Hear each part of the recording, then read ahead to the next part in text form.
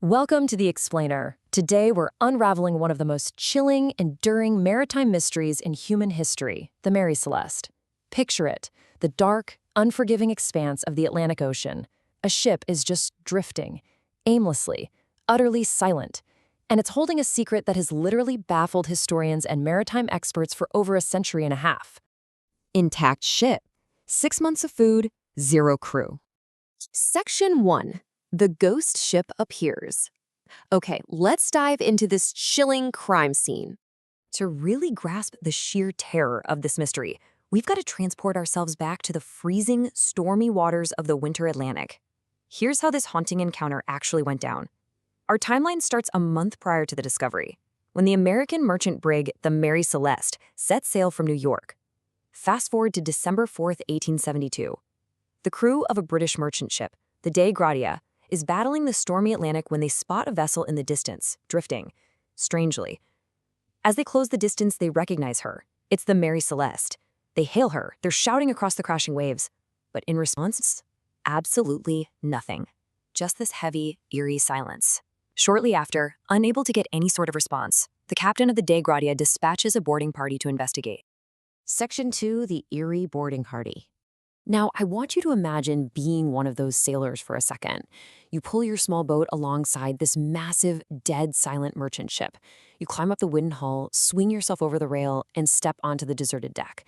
The wind is howling, the sails are loudly flapping, but there isn't a single human voice to be heard.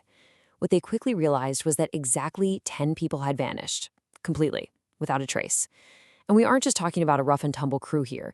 The missing included the ship's captain, Benjamin Briggs, his wife, their 2-year-old daughter, and the 7-man crew. 10 souls seemingly swallowed by the ocean. And this brilliantly illustrates the absolute paradox of the Mary Celeste. The boarding party frantically searched below deck, bracing for the worst, right? A sinking ship, a breached hull, starvation. But no, the ship was in nearly perfect condition. Even crazier, the hold was fully stocked with plenty of food and fresh water. Literally enough to comfortably last that entire crew for 6 whole months. So why on earth would 10 people abandon a perfectly safe, fully stocked ship in the middle of the ocean? Section 3. Untouched clues left behind. Let's look at the evidence. To figure this out, we need to think like detectives surveying a bizarre, totally untouched floating crime scene. What was absent is honestly just as important as what remained.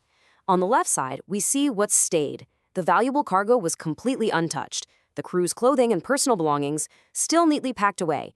This immediately and conclusively rules out a pirate attack. I mean, pirates do not leave behind valuable cargo and personal wealth.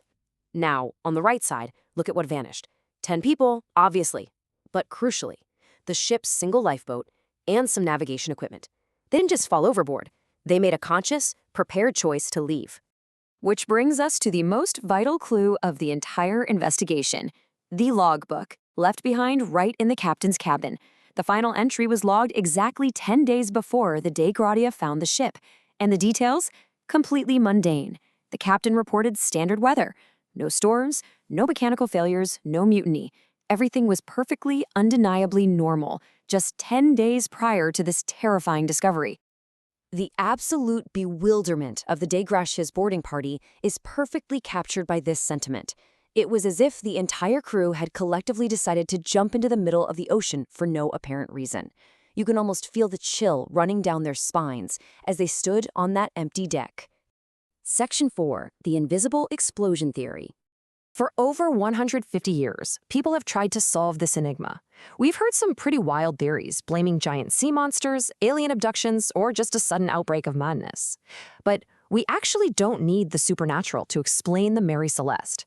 Modern researchers have dug into the ship's manifest, and they point to a much more terrifying, entirely scientific theory. Now, what's really interesting about this slide is the staggering number you see, 1,700. The Mary Celeste wasn't just carrying any random cargo. Down in her hold, she was carrying 1,700 barrels of industrial alcohol. That sheer volume of volatile liquid completely flips how we look at this mysterious timeline. Think about what happens to industrial alcohol in a dark, enclosed Roland ship's hold. A few of those wooden barrels leak. It creates industrial alcohol fumes. These are invisible, highly explosive vapors. Suddenly, that perfectly intact ship is no longer a safe haven. It is a floating, ticking time bomb, where a single tiny spark could literally blow the vessel to splinters. So the crucial point is how quickly safety can turn into an absolute nightmare. Let's trace the likely sequence of events here. Step 1. Deep in the hold, the barrels are leaking those unseen explosive fumes.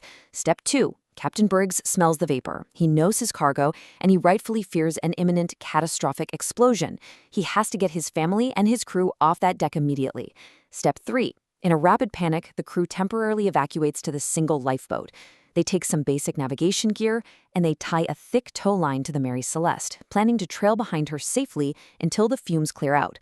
But then, step 4. The unthinkable happens. In the rough ocean swells, that vital tow line unexpectedly snaps. The explosion they were so terrified of? It never happened. The ship was perfectly fine. But now they were untethered, adrift in a tiny lifeboat in the vast, unforgiving Atlantic. As we wrap up this explainer, I really want to leave you with this final chilling thought. Can you even imagine the absolute dread of sitting in that small rowboat, helpless, watching your perfectly intact, fully stocked, safe ship slowly drift away into the horizon, leaving you completely stranded? A totally rational safety measure turned into a permanent death sentence. Thanks for exploring this mystery with me.